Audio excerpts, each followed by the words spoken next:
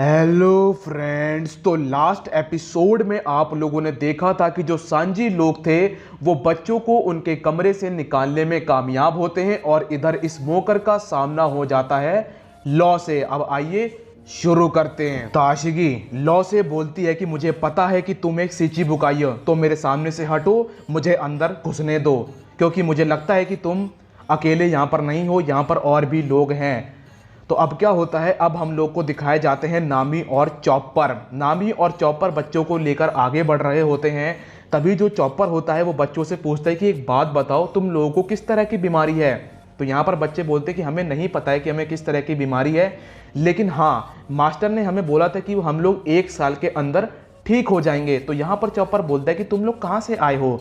वो लोग बोलते हैं कि पता नहीं हम लोग कहाँ से आए, लेकिन हाँ मास्टर ने हमें ये बताया था कि हमें एक ऐसी बीमारी है जो कि फैलती है, तो हमारे माँ बाप उससे इन्फेक्टेड ना हो जाएं, जिस वजह से वो लोग हमें यहाँ पर उठा लाए हैं और वो लोग यहाँ पर हमारा इलाज कर रहे हैं। तो नामी बोलती है कि ओह, तो इसका मतलब इन लोगों को किडनैप किया गया है। अब क्या होता है कि नामी और चॉपर एक गेट के सामने पहुंचते हैं जो कि चौक होता है, मतलब बंद होता है टाइटली। तो चॉपर उस गेट को तोड़ता है और नामी और चॉपर उसके अंदर घुस जाते हैं। वो कमरा इतना ठंडा होता है कि दोस्तों आप लोगों ने देखी होगी, जो बर्फ़ होती है, बर्फ़ के अंदर से भाप निकलती है, वैसे ही उस कमरे से भाप निकल रही होती है। तो नामी और चॉपर तो आगे बढ़ना चाह रहे होते हैं, लेकिन जो बच्चे होते हैं वो उस कमरे के अंदर घुसने से भी घबरा रहे होते हैं। वो लोग पहले ही डर जाते हैं। तो नामी बोलती है कि तुम लोग अंदर क्यों नहीं आ रहे हो, तुम लोग क्यों डर रहे हो। बच्चे बोलते हैं कि मैम, दीदी ज़रा अपने आसपास थोड़ा ध्यान से देखो। जब चॉपर और नामी बहुत ध्यान से उस कमरे में देखते हैं तो ये देखते हैं क्या है कि वहाँ पर कैदियों की लाश उस बर्फ़ में जमी होती है, जिसके बाद चॉपर और नामी भी घबरा जाते हैं। अब नामी की चिल्लाने की आवाज़ सांजी के पास पहुँचती है। तो सांजी बोलता है कि फ्रैंकी, हमें यहाँ से चलना चाहिए, अब हम लोगों ने गेट भी बंद कर दिया है, तो यहाँ पर कोई नहीं आ पाएगा। मुझे नामी की चिल्लाने की आवाज़ आ रही है, मुझे लगता है कि वो मुझे आई लव यू कहना चाहती है। और सांजी लोग वहाँ से आगे बढ़ जाते हैं।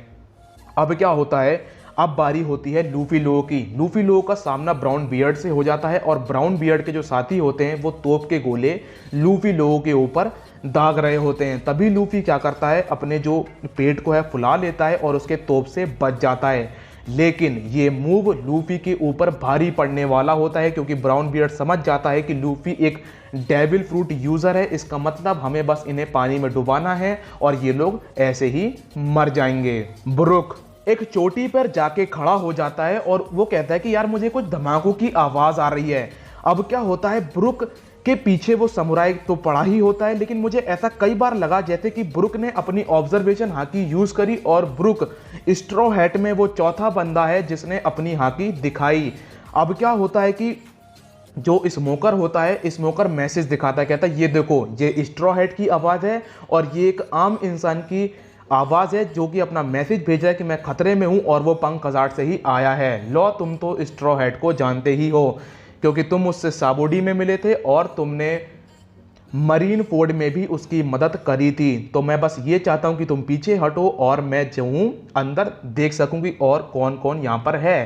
अब जहाँ पर लॉ और स्मोकर खड़े होते हैं वहाँ पर बच्चे पहुँच जाते हैं, वहाँ पर चॉपर भी पहुँच जाता है, वहाँ पर नामी पहुँच जाती है। उनके पीछे पीछे जो फ्रैंकी और सांजी होते हैं वो भी वहाँ पर पहुँच जाते हैं। तभी चॉपर की नज़र पड़ती है लॉ के ऊपर, सांजी की नज़र पड़ती है स्मोकर के ऊपर। तो यहाँ पर सांजी बोलता है कि तुम लोग अंदर जाओ बच्चों, क्योंकि ये लोग खतरनाक हैं। और सांजी, चॉपर और जितने भी वहाँ पर होते हैं नामी लोग, वो सब दोबारा अंदर घुस जाते हैं। अब क्या होता है, लॉ समझ जाता है कि स्मोकर भाग चुका है कि यहाँ पर मैं अकेला नहीं हूँ। तभी लॉ यूज़ करता है रूम, और रूम में वो सारे स्मोकर और स्मोकर के सोल्जर और शिप, उन सबको उस रूम में लपेटे में ले लेता है और वो स्मोकर की शिप को तबाह करना चाह रहा होता है ताकि स्मोकर वहां से ना भाग सके। स्मोकर के सामने बहुत बड़ी चुनौती होता है लॉ, क्योंकि लॉ एकदम फॉर्म में होता है। इधर हम लोगों को दिखाया जाता है जो लूफी लोग होते हैं ये भी बहुत बड़े संकट में होते हैं। एक तो छोटी सी नाव, ऊपर से जो ब्राउन बियर्ड होता है वो इनके ऊपर हमला कर रहा होता है, और जो ब्राउन बियर्ड के साथी होते हैं वो शिप को छोड़कर, वो छोटी सी बोट को छोड़कर हर जगह टारगेट कर रहे होते हैं। तभी लूफी बोलता है कि हम लोग आगे क्यों नहीं जा रहे हैं। उसो बोलता है कि तुम्हें पता है हम लोग कैसी कंडीशन में हैं, वो लोग हमें यहाँ पर डुबाने वाले हैं। तभी ब्राउन बियर्ड बोलता है कि यहाँ से तुम बच नहीं पाओगे क्योंकि मैं हूँ ब्राउन बियर्ड।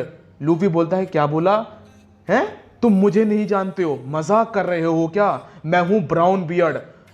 लूफी बोलता है कि नहीं मैं तुम्हें नहीं जानता हूं और ब्राउन बियर्ड वहीं पे फैल जाता है। अब ब्राउन बियर्ड क्या करता है, अपने साथियों से कैनन लेता है और वो सीधा लूफी की बोट को टारगेट कर देता है। अब लूफी लोग पानी के अंदर गिर जाते हैं, लेकिन यहाँ पर जो उसोप और जोरो होते हैं वो निको रोबिन और लूफी को बचा लेते हैं। जो ब्राउन बियर्ड के साथी होते हैं वो देखते क्या है कि लूफी लोग अभी भी जिंदा हैं।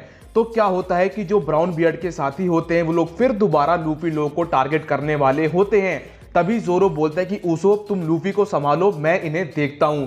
अब जोरो अपनी स्वॉर्ड बाहर निकालने वाला होता है, तभी क्या होता है जोरो को पानी के अंदर खींच लिया जाता है क्योंकि पानी के अंदर बहुत सारी शार्क होती हैं। अब यहाँ पर जो ब्राउन बियर्ड होता है वो बोलता है कि ये बच्चे कितने नादान हैं। जब आकिन्यू और आओकीजी की बैटल यहाँ पर हुई थी तो यहाँ पर एक रास्ता बन गया था, जिस वजह से हुआ क्या कि जो समुद्र का पानी था वो जो है यहाँ तक आ गया, जिस वजह से यहाँ पर शार्कें भी आ गई। अब क्या होता है, जो उसोप होता है उसोप को लगता है कि ये मेरा आखिरी दिन है और मैं पानी में ही मर जाऊंगा। इधर जो ब्राउन बियर्ड के साथी होते हैं वो अपनी कैनन लेके तैयार होते हैं और वो लोग शूट करने वाले होते हैं, लेकिन तभी वहां पर ब्रुक पहुंच जाता है और वो उनकी कैननों को जमा देता है। अब ब्रुक उनसे एक सवाल पूछता है कि एक बात बताओ, बर्फीले तूफान से ज्यादा ठंडा और क्या होता है। अब यहाँ पर ब्राउन बियर्ड ब्रुक से एक सवाल पूछता है, कहता है कि तुम कौन हो।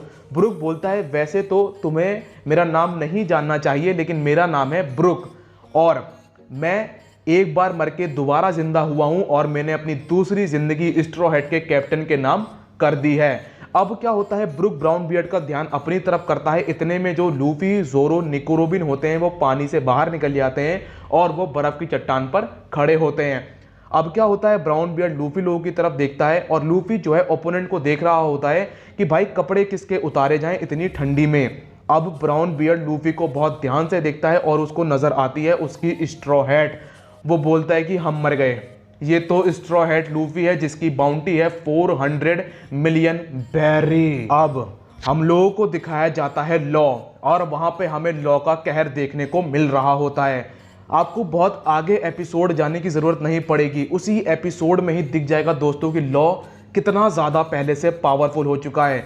साबोडी के लॉ में और इस वाले लॉ में बहुत अंतर है। अब क्या होता है, जो सांजी लोग होते हैं वो फिर दोबारा फैक्ट्री में घुस जाते हैं और वहाँ से अंदर भाग रहे होते हैं। यहाँ पर जो समुराय होता है वो सांजी से बोलता है कि भाई रुक जा, ये वही इंसान है जिसने मुझे काटा था, वापस चलो शायद कुछ हमें उससे पता पड़ जाए। तो यहाँ पर सांजी बोलता है कि देखो ऐसा है, वहाँ पर नेवी भी है तो हम लोग वापस नहीं जा सकते हैं। अब जो लॉ होता है, लॉ बोलता है कि मैं स्ट्रॉ हैट्स को यहाँ से ऐसे जाने नहीं दे सकता हूँ। वो फिर दोबारा करता है रूम, और जब वो दोस्तों रूम बोलता है तो वो सांजी लोगों को भी अपने रूम में ले लेता है और फिर वो एक अटैक करता है जिसका नाम होता है शैम्बल्स। और वो सांजी, फ्रैंकी, नामी और चॉपर इन चारों की ही पर्सनैलिटी चेंज कर देता है। ऐसा मानो जैसे कि एक दूसरे की सोल आपस में डाल देता है, जिसके बाद वहाँ का पूरा माहौल ही चेंज हो जाता है। सांजी की सोल नामी में आ जाती है, नामी की सोल फ्रैंकी में आ जाती है, फ्रैंकी की सोल चॉपर में आ जाती है और चॉपर की सोल सांजी के अंदर आ जाती है, जो कि बहुत बड़ा चेंज हो जाता है एकदम से। और ये चेंज बच्चों को भी महसूस हो रहा होता है। इसके बाद क्या होता है, जो लॉ होता है, अब लॉ का सामना स्मोकर से हो रहा होता है। तो यहाँ पर क्या होता है, स्मोकर बोलता है कि भाई हमारी शिप वापस कर दे और हमें कुछ नहीं चाहिए। वो बोलता है कि अच्छा तुम्हें शिप चाहिए तो ये लो, और वो रूम के अंदर उस शिप को बीच से काट देता है, जिसके बाद उसका कोहराम और ज़्यादा बढ़ जाता है। अब क्या होता है कि जब लॉ इतनी भयंकर तरीके से वहाँ पर तांडव मचा रहा होता है तो जो स्मोकर के साथी होते हैं वो बोलते हैं कि लॉ हम तुम्हारी रिपोर्ट हेडक्वार्टर में करेंगे और तुम्हें सिची बुकाई के पद से हटवा देंगे। तभी लॉ यूज़ करता है स्कैन और वो उन सब के इसने ले लेता है और वो बोलता है कि मैं तुम्हें हेडक्वार्टर में रिपोर्ट करने नहीं दूंगा। एक तरह से मान लो स्मोकर एकदम लाचार हो चुका होता है। अब स्मोकर लॉ से बैटल करता है और उस बैटल में स्मोकर अपने साथियों से बोलता है कि उसकी स्वॉर्ड से दूर रहना, क्योंकि वो एक सर्जन है और वो तुम्हें बीच से काट देगा तो तुम बिल्कुल एकदम बेकार हो जाओगे। लेकिन ताशिकी को ये बात समझ में नहीं आती है और वो लॉ पर बिना स्ट्रेटजी के हमले कर देती है, जिस वजह से उसको थोड़ी देर बाद इसका अफसोस भी होता है, क्योंकि लॉ उसे और उसकी स्वॉर्ड को बीच से काट देता है।